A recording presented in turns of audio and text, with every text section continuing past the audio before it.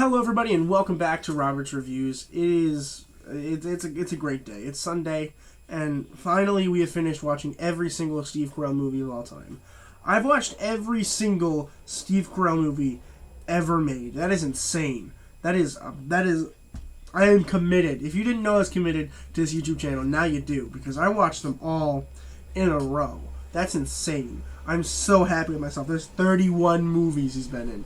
31, and like these don't include cameos, because I'm not gonna watch a 2-hour-long movie and consider it a Steve Carell movie if he's not in the movie really, which is why Minions is not on this list.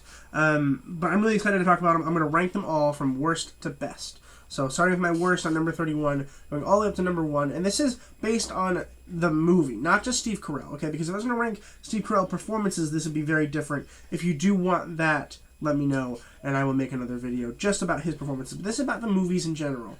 How did I feel about every Steve Carell movie? And so we're going to start at 31 right after we roll the intro music.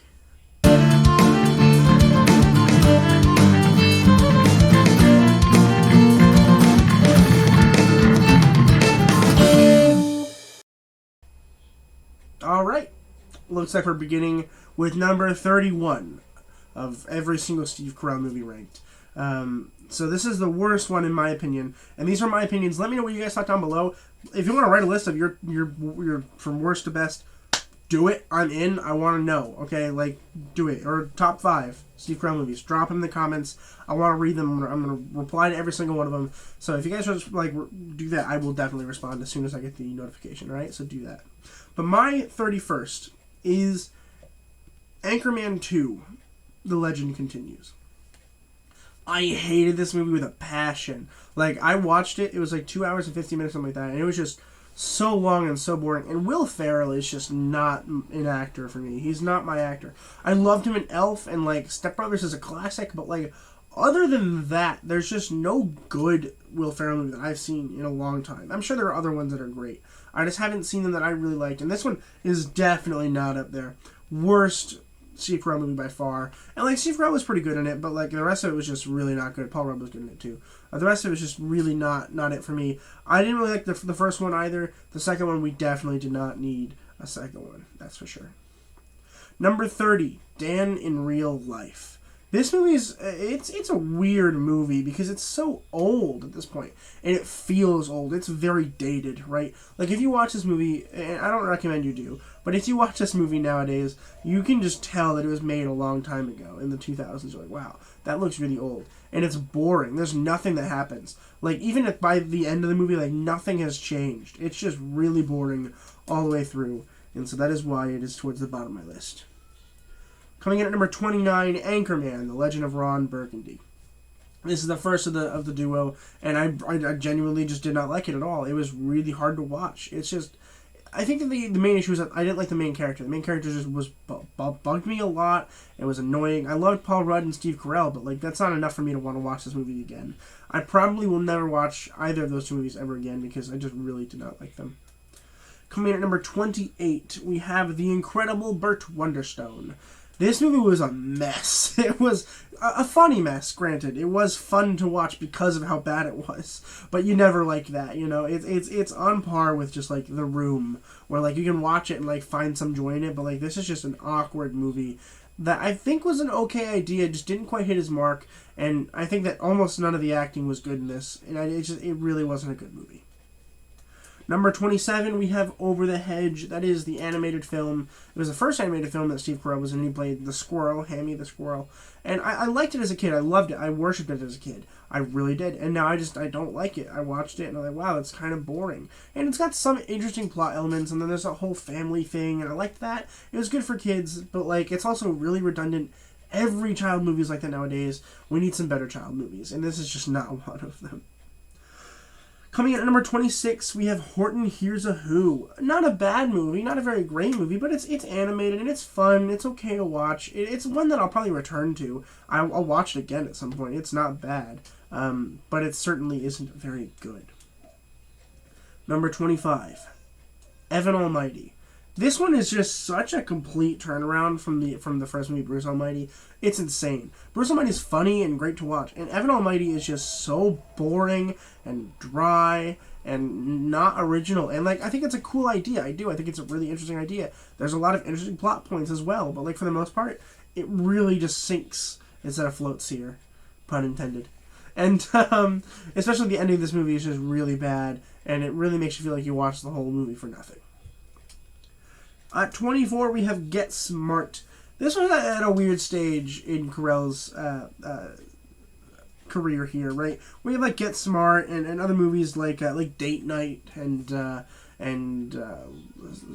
Crazy Stupid Love. All these three movies kind of came out at the same time, and they all kind of feel pretty similar in terms of his character, right? He's a character, and he's an agent, and he falls in love with somebody while he's doing this thing, and it's kind of a waste of time to watch this movie.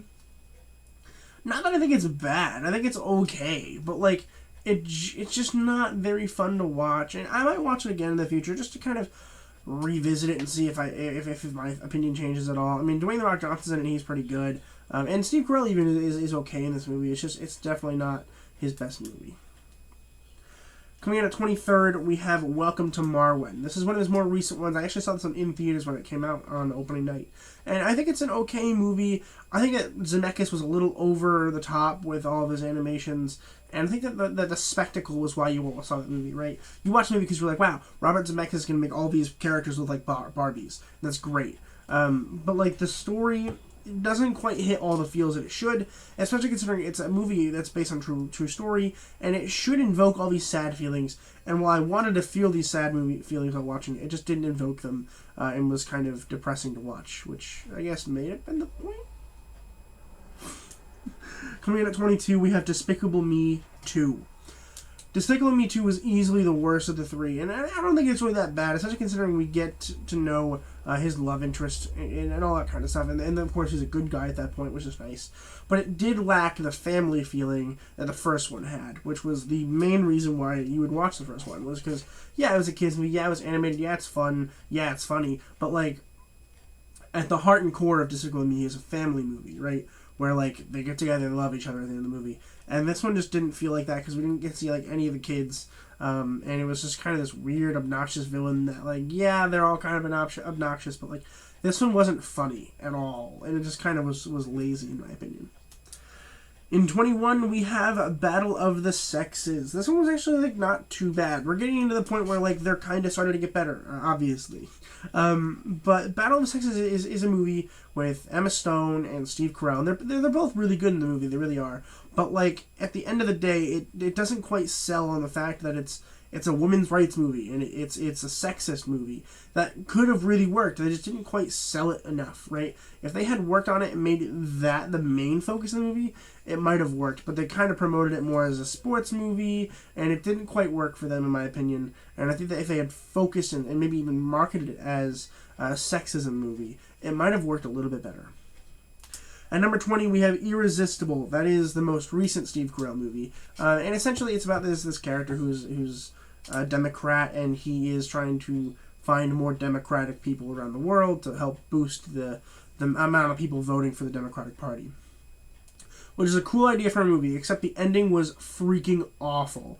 Like, if you watch this movie, and you could, I think it's on HBO Max, but I could be wrong. It's not a bad movie, and it's good to watch until the last, like, 20 minutes, and you're like,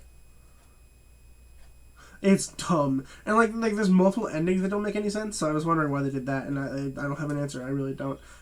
Generally not a very good movie, but it's okay, and I think that Steve Carell is okay in it, and that's why it's okay to watch, is that Steve Carell's performance is actually pretty good, and, again, the basic plot line is really okay in this movie. Coming in at number 19, we have The Big Short. This movie was another really good idea, right? Like, we have a movie about the crash of the stock market, the most recent one, and it's really interesting to me to, like, watch it, because I'm learning about it, right? And that's great. Except that a lot of it isn't very well done, right? It doesn't quite work. I can't explain how it doesn't work, but it just doesn't, right? Like, you're watching it, and, like, they have all these really interesting and weird, like, first person, like, to the camera kind of thing, and it just doesn't quite work. And I think that if they had spent a little bit more time developing it, it might have worked a little bit better than it did. At 18, we have Despicable Me 3. That's a fun movie. It's okay. The villain's actually really nice, and I like the whole, the family's there. Not that they do a whole lot, but they're there at least. So it gives you a little bit more feeling like the first one, which is kind of nice. But it isn't quite as strong as its predecessor, Despicable Me 1. Despicable Me 2 was not as good as Despicable Me 3 for a variety of reasons. At 17, we have Cafe Society, and this is a pretty fun movie, and it's not a very good movie, in my opinion. I think it's got a lot of really interesting and really fun moments, right? And Carell is barely in the movie, but, like, the main focus really is on Eisenberg here, Jesse Eisenberg, and I think it's great. Not Jesse Eisenberg. Yeah, Jesse Eisenberg. I don't know why my brain is not working. But I think that it really is an interesting movie, and I think that it's got some good points and some really solid acting. But for the most part, it wasn't entertaining enough for the masses, in my opinion. Number 16, we have Dinner for Schmucks. This movie's really funny, and it makes you feel uncomfortable. And it's good. It's something that I would recommend to a friend. If they're like, hey, what's a funny movie that's on Netflix that I can watch that I just want to, like, lay back and, like, watch a movie with? And I'm like, this movie, Dinner for Schmucks. Paul Rudd, Steve Carell, uncomfortable comedy. It's what you want. Although I guess I would probably recommend Superbad before I recommended this. But I think it's funny. It's fun to watch, and it's a good movie, and it's one you should probably give a chance, you know? Number 15, we have the first Despicable Me. A great family movie. It really is pretty solid. There's a lot of family stuff in it, and it's really fun to watch, and the villain's great. We love Vector, and it's really, really fun and great to watch. It's one that I go back to on multiple occasions. I watch this movie pretty often, honestly, which I'm not even embarrassed to say. Number 14, we have Date Night. Date Night's a fun movie. It really is, and it's about these two people that go on a date, and essentially they are poised as bad people that stole something, and they're like, we're not those people, and they're like, yes, you are, and it's a fun back and forth movie that I think worked pretty well for them. I think there are still a lot of issues with it, but I think it's fun to watch regardless. Number 13, we have Seeking a Friend for the End of the World. This is a cute movie, right, where the world's ending, and Carell finds this other lady, and they're like, we're going to get you to see your family, and the ending of the movie is just so satisfying. It really is, and I think it works really well. And it's a movie that you think is going to juke you out and, like, be different than what it is. But really what it is a straightforward apocalypse movie that is really fun to watch. And it's enjoyable. And I like it a lot. And I do like the acting a lot. And it works for me. And I think it works for other people too. But it works for me, and I think it's really fun. Number 12 is Beautiful Boy. This is one that I really liked when it first came out, and then I revisited it when I was reviewing it, and I don't like it as much as I did when it came out, but I think it's still a really good story. And I think that the whole drug addiction thing worked really well for me. It was a movie about drugs that kind of worked. Because there's a lot of movies about drugs, particularly that came out this year, apparently, because I watched like 4 of them in a row. But, like, it's interesting how it worked, because most drug movies for me just don't work. And this one was good because it worked because we focus on the characters instead of the drugs that made them the characters. And focusing on the dad was really smart for them, because then we got to see how does it affect other people. And in my opinion, this is one movie that might help people change their ways and might help people loosen the strength of addiction. And I think that's really important, and that's why I like the movie a lot. Number 11, Crazy Stupid Love. This movie is so fun. It really is fun. I mean, it's got Gosling, Stone, Carell, and it's fun. It really is fun. It's a movie I'd recommend to friends, and it's one of his better comedy movies, in my opinion, and it's one of the better comedy movies that he's ever been in, I think, literally ever. It's on par with some of other people's funny movies like Bruce Almighty and all that kind of stuff, where it's like really straight comedy, but there's a little bit of drama in there that I liked as well. Number 10, Bruce Almighty. Bruce Almighty's a really fun movie, mainly because of Jim Carrey, which there is a Jim Carrey series on the channel starting in the future. I'm trying to figure out exactly when. It looks like it's going to start. Wow, there's a whole lot of these. Okay. It starts, okay, looks like in October. So look forward to that. It'll be a long series, but it's going to be a fun series. And that's why Bruce Almighty works for me, in my opinion, is Jim Carrey. And Steve Carell's really freaking funny in this one, and I can't believe they wasted a sequel on Evan Almighty. It just wasn't, it did not work for me. But Bruce Almighty definitely did. And it is in my top 10 favorite movies by Steve Carell, which is starting with this and moving on. Number 9. Alexander the Terrible, Horrible, No Good, Very Bad Day. This movie's really fun. It doesn't look like it'd be like one of the better movies, but it is. And it's a Disney movie, sure. But like, really what it is, it's a focus on a family that kind of ignores one of their younger children. And it's a fun family movie of them trying to discover what their problems are and how can they solve them. And it's about a bad day, and bad days are funny. And it works, and it's a comedy, and I really like it. And it's one of Carell's better performances, in my opinion, where he's able to be comedic without being the center of attention, which is, I think, where Steve Carell thrives. Number 8, Foxcatcher. Foxcatcher is a scary movie, really, about a murderer who is a wrestling coach for Channing Tatum's character. And the makeup is really good in this movie, and Carell is just so... he's so scary and great. Mark Ruffalo is great here, too. Channing Tatum's great. And it's a fun movie, and I definitely would recommend it to somebody. And it is a very slow movie, and it does have a lot of issues, but it's fun to watch nonetheless. Number 7, Vice. Vice is really cool. Christian Bale is amazing. Amy Adams was great. Steve Carell was pretty good. I don't think it's his best movie, but I think it is a very good movie, and it's a good political satire movie that I think everyone should watch at some point to learn about Dick Cheney, because I didn't know anything about Dick Cheney until I watched this movie, and it is really great. Number 6, of course, The 40-Year-Old Virgin. I didn't like this movie a whole lot when I watched it, but looking back on it, it's really fun to remember and watch. And I'm going to watch it again for sure. It's fun. It's a really great movie. It's one of Carell's first movies, and it's just so funny and interesting to watch. And of course, it's all from the mind of Carell, and a lot of it is. And a lot of it's improv, and it's so fun to watch, and I definitely would recommend it. My top 5 Steve Carell movies, starting with number 5, Hope Springs. This one's so fun. It's barely a Steve Carell movie. He's literally got like maybe 10 minutes of screen time. But the other actors in this movie are so fun to watch. And it's a couple like therapy movie. And it really is fun. It's funny and it's dramatic. It's got its moments of drama. But it's also amazingly funny. You definitely should check it out if you guys get a chance. I apologize if you're hearing a lot of background noise. My family doesn't care that I'm filming. But number 4 is Freeheld. Freeheld is a very important movie to me. It is a movie about gay and lesbian rights, really. And it works so well. And Steve Carell is really fun in this movie. He's great.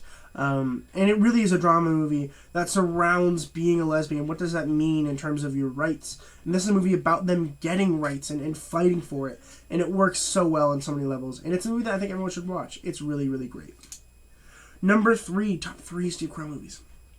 Number 3 is Little Miss Sunshine. I love Little Miss Sunshine so much. I'm definitely going to get it on Blu-ray when I start my Blu-ray collection.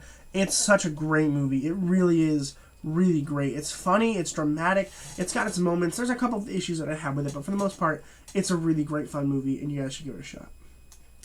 The second best Steve Carell movie of all time is Last Flag Flying.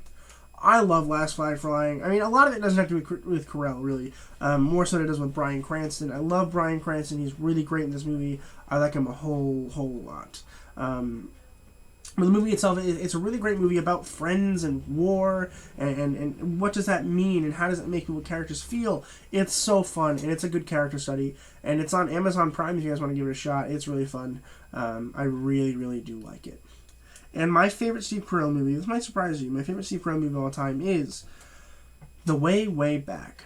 And it's got Sam Rockwell in it, and he's so funny. And the movie is it's a perfect balance, in my opinion, between drama movie and comedy. We get a lot of both, and we get a lot of drama from Steve Carell's character. Steve Carell is not the main source of comedy in this movie, even though it's a comedy movie. He's the main source of drama, and it works for me. It works so well. And I think it's one of the best movies that he's ever put out, and I really like it a lot. And there you go.